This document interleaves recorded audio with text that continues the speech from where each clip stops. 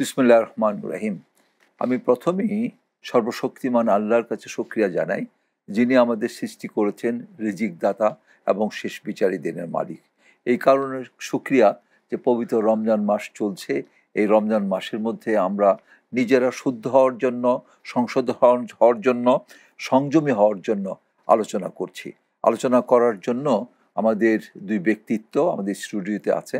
আমি তাদেরকে আপনাদের সামনে পরিচয় করে দিচ্ছি। আমার ডান দিকে যিনি আছেন জনাব আঞ্জুমাল আলম মনির, উনি সমাজকর্মী ও সাবেক অ্যাকশন এইড কর্মকর্তা। ভালো আছেন? জি, ভালো আছি। আপনি কেমন আছেন? আমি ভালো আছি, ধন্যবাদ। এখন আমার বাম দিকে যিনি আসছেন, উনি মুসকে মুসকে হাসছেন, আমার কাছে খুব ভালো লাগছে। তাহলে আলহাজ অধ্যাপক মোহাম্মদ আব্দুল করিম, চেয়ারম্যান আল করিম এয়ার এভিয়েশন। নিশ্চয়ই আপনি ভালো আছেন। আচ্ছা, আমি আমি আঞ্জুমাল আলম মনিরের কাছে আসবো।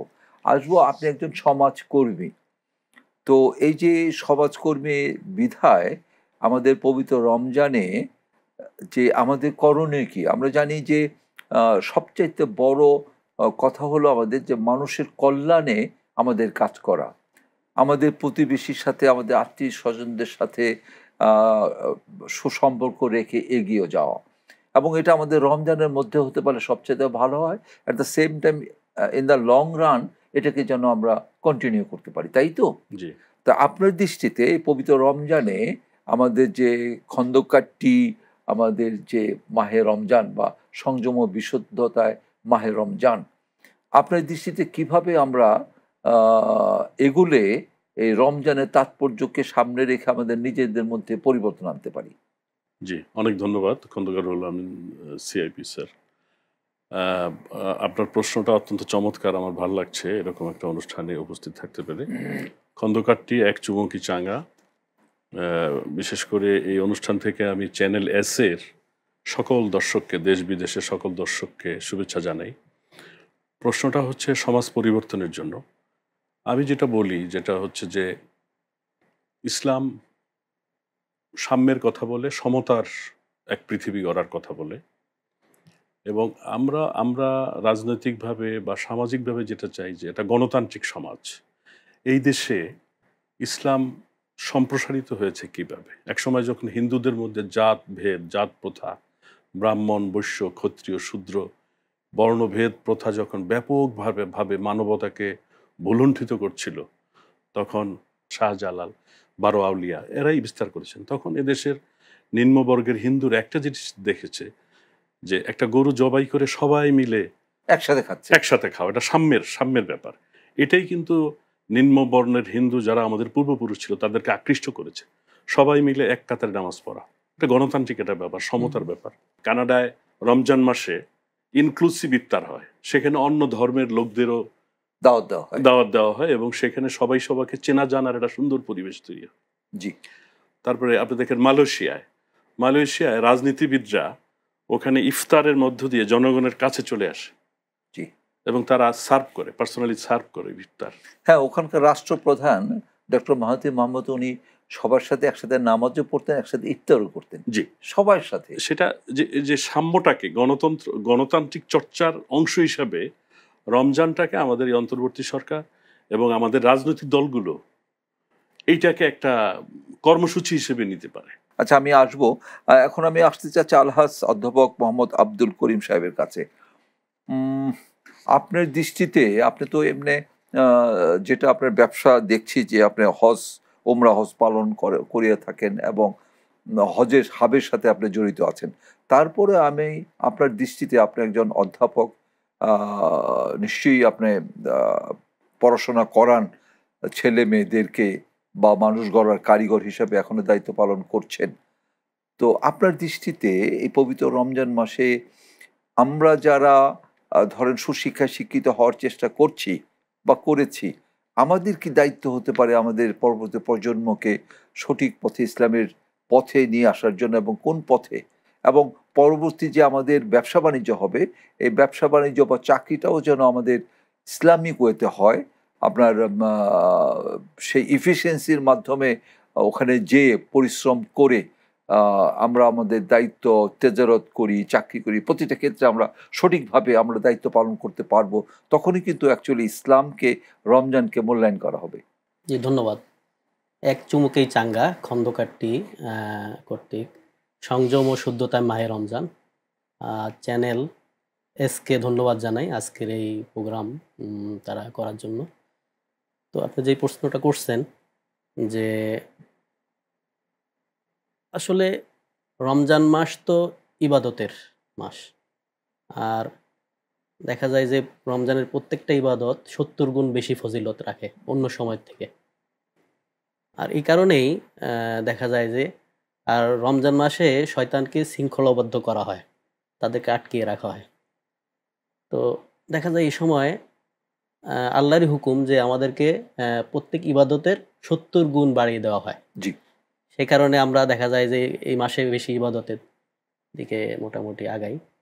আর দেখা যায় যে উমরায়ও রমজানে বেশি যায় সারা দেশ থেকেই, কারণ রমজানে দেখা যায় যে 70 গুণ, আর আমরা যদি মক্কা ইবাদত করি এটা 1 লক্ষ গুণ সোয়াব, আর মদিনায় সেটা 50,000 গুণ বেশি সোয়াব থাকে। জি, সেক্ষেত্রে দেখা যায় যে আর রাসূল সাল্লাল্লাহু আলাইহি ওয়াসাল্লামের একটা হাদিস আছে যে রমজান মাসে উমরা করলো সেজন্য আমার সাথেই উমরা করলো। আচ্ছা, এরকম একটা ফজিলত। এই কারণেই দেখা যায় যে রমজান মাসে উমরা যাওয়ার প্রবণতাটা বেশি, প্লাস আমাদের লাভের জন্যই আমরা যাই যে ওখানে গেলে আমরা সোয়াব বেশি পাবো, নিজের আত্মশুদ্ধি হবে, নিজের আল্লাহর সান্নিধ্যে যেতে পারবো। তারপরে রমজান মাসে দেখা যায় যে সেখানে ইবাদতটা মনোনিবেশ করা যায় ভালোভাবে। আমাদের দেখা যায় যে কাজের কোনো ঝামেলা থাকে না, আমরা ওইখানে দেখা যায় যে প্রত্যেকটা ইবাদতে পর্যায়ক্রমে চলে আসতেছে। আমার ইফতার থেকে শুরু করে তারপর আমার দেখা যায় যে তারাবির নামাজ ওইখানে মক্কায়, আপনার মক্কা মদিনায় ওইখানে দেখা যায় যে তারাবির নামাজটা অন্তত 2 থেকে 3 ঘন্টা সময় লেগে যায়। তো তখন দেখা যায় রাত 12টা বেজে যায় আমার তারাবি শেষ করতে করতে। তারপরে আবার পরবর্তীতে তাহাজ্জুদের ওয়াক্ত সেখানে আবার ডাকা হয়। তারপর আবার ফজরের নামাজ, দেখা যায় ওইখানে রাত্রে ঘুমানোর সময় পাওয়া যায় না, মানুষ পুরো রাতটাকে ইবাদতের ভিতরে কাটায়।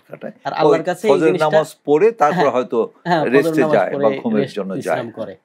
তো দেখা যায় যে পুরো সময়টা ইবাদতের ভিতরে থাকে, আর আল্লাহ তো চাইতেছেন যে বান্দা আমার কাছে কিছু আদায় করে নিক, চেয়ে নিক। এই জন্য দেখা যায় রমজান মাসে মানুষ উমরা যাওয়ার প্রবণতা বেশি থাকে আল্লাহর সান্নিধ্যে যাওয়ার জন্য। আর আমাদের দেশ থেকেও ব্যাপক হারে রমজান মাসে উমরায় যায়। আমরা ধারণা করছি যে 80 থেকে 1 লক্ষ লোক রমজান মাসে যায় উমরা করতে যান। যায়। আচ্ছা, আমি আরেকটু আপনার কাছে আসতে চাই একটু, যেহেতু আপনার কথা বোঝা যাচ্ছে আপনার যে পরিচয় আল করিম এয়ার এভিয়েশন, অর্থাৎ আপনি উমরা এবং হজ এই নিয়ে আপনার ব্যবসা বাণিজ্য এটাও করেন, এবং আপনার অধ্যাপক দেখছি আপনি নিশ্চয়ই অধ্যাপনও করেন। তো আমি একটু জানতে চাচ্ছি এই কারণে যে এই হজ নিয়ে উমরা নিয়ে এই ধরনের বেশ কিছু আলোচনা সমালোচনা আছে। যারা এখানে দেখা যায় যে প্রায়ই যে সরকারি থাকুক না কেন তারা বিরাট একটা হুঙ্কার দেয় যে যদি কোনো কারসাজি করা হয় তা কঠোর কঠোর শাস্তি দেওয়া হবে। তো এই ধরনের কথা কেন বলবে? আপনারা নিজেরও তো ইসলামের সাথে জড়িত আছেন, ভালো একটা পবিত্র ব্যবসা বা পবিত্র কাজ করছেন, এখানে নানান ধরনের ঝঞ্ঝাট, নানান ধরনের অবিশ্বাস কেন হবে? দেখেন, হজ উমরার ক্ষেত্রে আসলে সমস্যাগুলো আমরাও সম্মুখীন হই। এখানে দেখেন মাঠ পর্যায় থেকে একটা লাইসেন্সের কাছে লোকটা আসতে অন্তত 2-3 জনের মারফত আসতে হয়। যেমন মাঠ পর্যায়ে একজন গ্রুপ লিডার কাজ করে, যে এলাকা থেকে হাজিগুলো বা উমরা যাত্রীগুলোকে সংগ্রহ করে। সেক্ষেত্রে সে এজেন্সি মালিকের কাছে টাকাটা সময় মতন পৌঁছায় না, বা টাকাটা সে যথাসময় মিডলম্যান যে আছে বা মাঠ পর্যায়ে যেও আছে হয়তো বা টাকা সে কিছু পরিমাণ খরচ করে ফেলে। কিন্তু এখানে তো আসলে এখন যে হজের যে ধরেন আপনার যে খরচটা, এটা তো একটা নির্ধারিত। এই খরচটার কম দিলে আপনাকে দেখা যায় যে আসলে বিমান ভাড়া থেকে শুরু করে ওখানে বাসা ভাড়া থেকে শুরু করে প্রত্যেকটা পর্যায়ে দেখা যায় একটা হিসেব করা আছে। এই হিসাবের আপনি যদি কমে দেন তাইলে তো তাদের সার্ভিস দেওয়াটা মুশকিল হয়ে যাবে। সেক্ষেত্রে দেখা যায় যে হজ লাইসেন্স আলার চেষ্টা করে যে আমরা চেষ্টা করি যে কিভাবে একটা হাজিকে মানসম্মতভাবে সার্ভিস দিয়ে নিয়ে আসা যায়। কিন্তু হজে যাওয়ার আগ মুহূর্তে যারা গ্রুপ লিডাররা আছে যা মধ্য স্বত্বভোগীরা আছে তারা টাকাগুলো যথাসময়ে পরিশোধ না করার কারণে এই সমস্যাটা যাই হোক, একটা বুঝতে পারছি পর্যায়ে আছে। এই ধরনের কিছু হয়, হুম, কিন্তু তারপরে আমি বলবো এটা আপনাদেরই দায়িত্ব। জি, জি, আপনারা তাদেরকে যেহেতু নিয়োগ দিয়েছেন, তাদের কাছে সঠিকভাবে তারা যেন করতে পারে, আপনাদের কঠোর কঠোর মনিটরিং এর মাধ্যমে কিন্তু আপনারা সুন্দরভাবে এটা পালন জি, করতে জি। পারেন। এখন অনেক স্বচ্ছতা চলে আসছে। চলে আসছে। এখন এই ধন্যবাদ। জিনিসগুলো অনেক ভাবে মেইনটেন্যান্স করিম করা ভাই, হচ্ছে। আমরা একটু বিজ্ঞাপন বিরতিতে যাব। সুপ্রিয় দর্শক শ্রোতা, আপনারা কোথাও যাবেন না। আমরা এই খন্দকারটি সংযমের মাস, শুদ্ধতার মাস নিয়ে কথা বলছি। আমরা একটু বিজ্ঞাপন বিরতিতে যাব।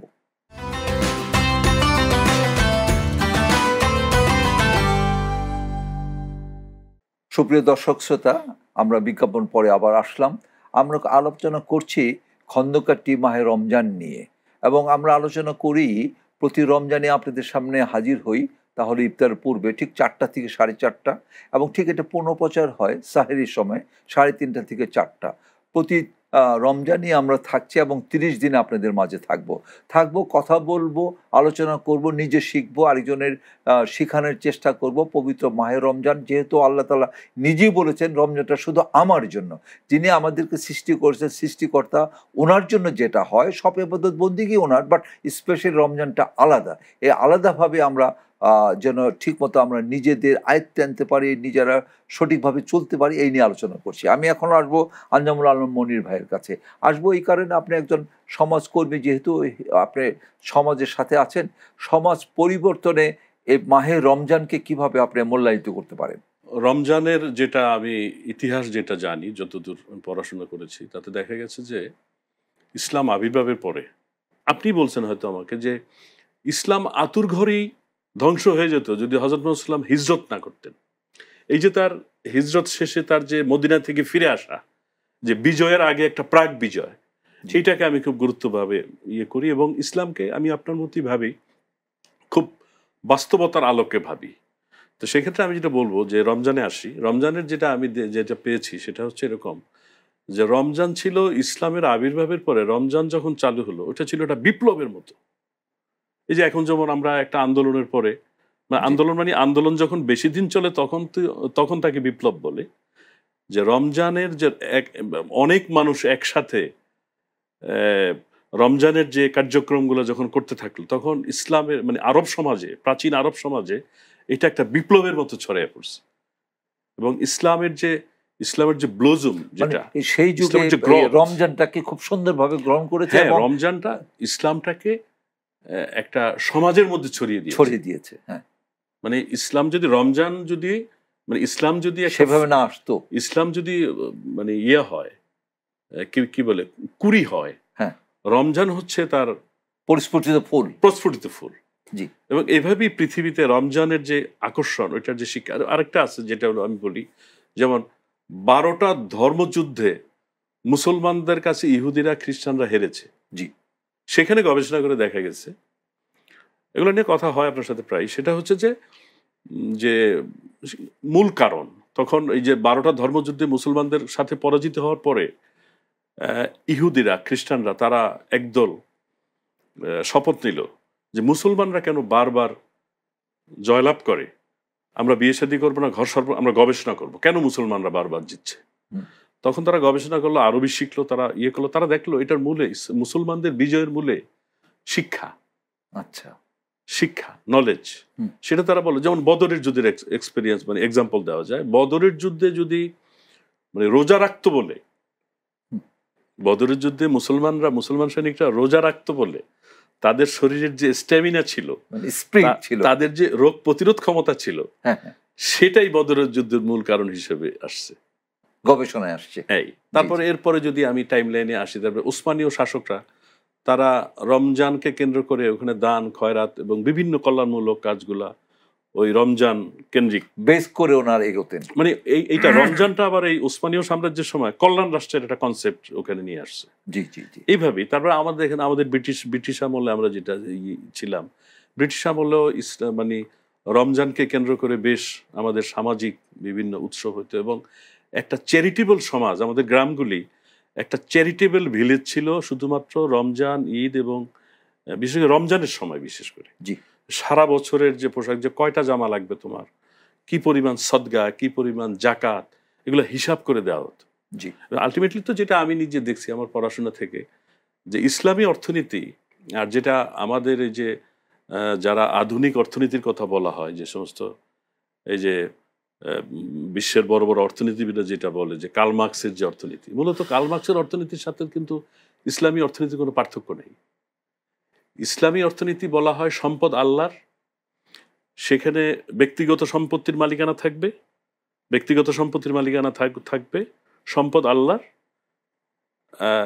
শুধু যুক্তি ন্যায় নীতির ভিত্তিতে বন্টনটা হবে, মাধ্যম হবে জাকাত, সুষ্ঠু বন্টন, সুষ্ঠু বন্টন, যেটা জাকাত। আর কার্ল মার্কসের যেটা কথা, মার্কসিজমের যে ইসলাম মানে অর্থনীতির কথা বলা হয়, সেখানে বলা হয় যে সম্পদ সমষ্টি রাষ্ট্রের, সম্পদ রাষ্ট্রের, রাষ্ট্র সেখানে বন্টনের দায়িত্ব নেবে।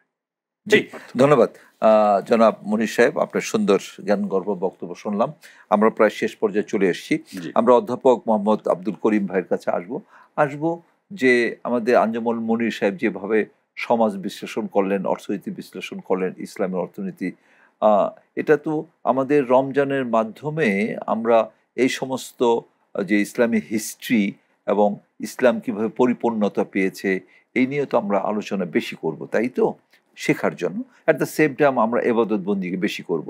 তবে আমার কাছে যেটা মূল বিষয় আমি মনে করি তা হলো আমাদের ইসলামের আলোকে রমজানকে সামনে রেখে আমরা আমাদের নিজের পরিবার, নিজের সমাজ এবং রাষ্ট্রকে সঠিকভাবে চালানোর জন্য এই রমজানই আমাদের মূল চালিকা শক্তি হতে পারে আমার ধারণা।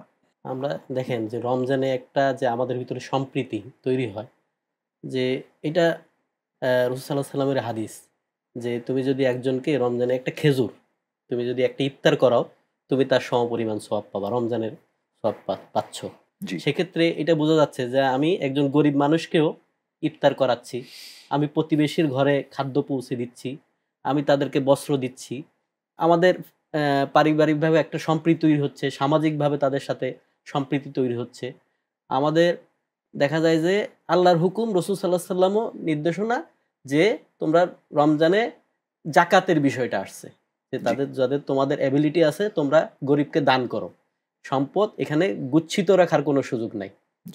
আমরা যদি আমাদের যারা অ্যাবিলিটি আছে, আমরা যদি ইসলামের আইনই তো আছে যে আমি যেটা ইনকাম করব ওই ইনকামের মধ্যে 2.5% এটা আমার আত্মীয় স্বজন, প্রতিবেশী, তাদের হক এটা, এবং এটা দান সরকার না, এটা তাদের অধিকার, তাদের প্রাপ্য, এটা দিতে হবে। কিন্তু আমরা এই জিনিসটাকে অ্যাভয়েড করে চলি, জাকাত আমরা দেই না, প্লাস যারা দিলেও আমরা একেবারে জাকাত হিসাবে মনে করি যে অল্প স্বল্প দিয়ে দিচ্ছি, কিন্তু আমাদের যে নির্ধারিত যে শতকরা 2.5% আমরা দিব এই হিসাব করে আমরা আসলে দেওয়া হয় না। তারপর দেওয়ার ব্যাপারে অনেক কিছু আছে, যেমন একজন সে ঋণগ্রস্ত আছে, তাকে যদি আমরা জাকাত দিয়ে সেখানে তার যদি ঋণটা পূরণ করতে পারি, এটা কিন্তু সবচেয়ে বড় দায়িত্ব পালন করা। যেমন একটা রিকশাওয়ালা, আমি একটা তাকে রিকশা কিনে দিলাম, সে অসহায় মানুষ, তাকে আর ভিক্ষা করা লাগলো, যে মোটামুটি একটা দোকান দিতে পারে, দোকানের ব্যবস্থা করে দিলাম তাকে, যার ঘর নাই তাকে আমি একটা ঘরের ব্যবস্থা করে দিলাম। সেক্ষেত্রে সামাজিকভাবে এটাই ইসলামের নিয়ম এবং পবিত্র রমজানে আমরা এই ধরনের শিক্ষা পাই। আরেকটা বিষয় আমি হজের ব্যাপারে সংক্ষিপ্ত বলি, যে আমাদের দেশে একটা প্রবণতা আছে যে আমরা বয়স হইলে হজে যাব, কিন্তু আমরা দেখছি যে আমি 2013 সালে আমার আব্বা সহ একসাথে হজ করছি, আমি সেই সময় দেখা যায় যে আরো ইয়ং ছিলাম।